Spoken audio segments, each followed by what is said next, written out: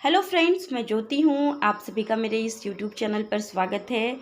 तो फ्रेंड्स, आज हम जानेंगे कि जो आम आदमी पार्टी है दिल्ली की, इस पार्टी को भारत की राष्ट्रीय पार्टी होने का दर्जा प्राप्त हुआ है।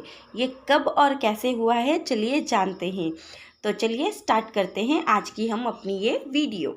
तो दिल्ली, गोवा, पंजाब और गुजरात, किन किन राज्यों में? दिल्ली, गोवा, गुजरात और पंजाब, इन 4 राज्यों में आम आदमी पार्टी के चुनावी प्रदर्शन को देखते हुए 10 अप्रैल 2023 10 अप्रैल 2023 को चुनाव आयोग ने इसे राष्ट्रीय स्तर की पार्टी होने का दर्जा प्रदान किया। इसके अलावा तृणमूल कांग्रेस, भारतीय कम्युनिस्ट पार्टी और राष्ट्रवादी कांग्रेस पार्टी, कौन कौन सी एक बार फिर से देख लीजिए।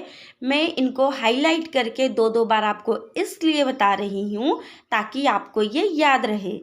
तृणमूल कांग्रेस, भारतीय कम्युनिस्ट पार्टी और राष्ट्रवादी कांग्रेस पार्टी, इन तीनों पार्टी से राष्ट्रीय स्तर की पार्टी होने का दर्जा वापस ले लिया गया है।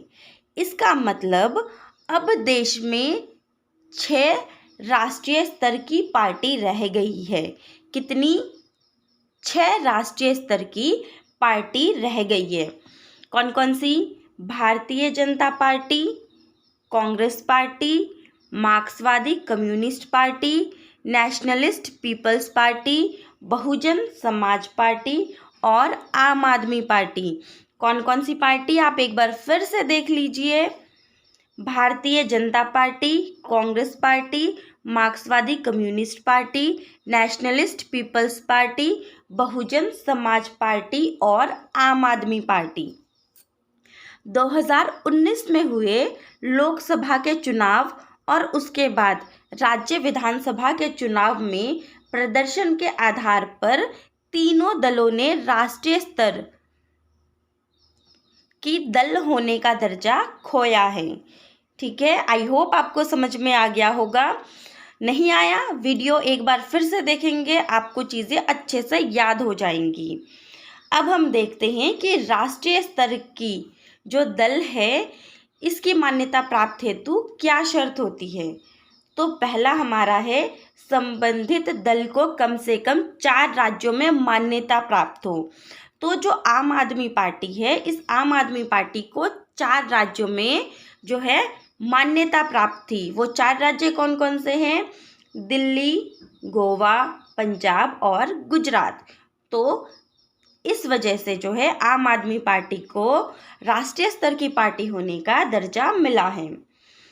या फिर पिछले लोकसभा अथवा विधानसभा चुनाव में कम से कम 4 राज्यों में पड़े वैध मतों का 6% या अधिकतम प्राप्त हो। मतलब 4 राज्यों में कुल जितने भी मत पड़े हैं उनके 6% या इससे ज़्यादा हो, तथा लोकसभा में इसके कम से कम 4 सांसद हो। या फिर 3 या अधिक राज्यों से लोकसभा की कम से कम 2% सीटें इसे प्राप्त हो। अब हम देखते हैं कि राज्य स्तर का दल होने के लिए क्या क्या आवश्यक शर्त है।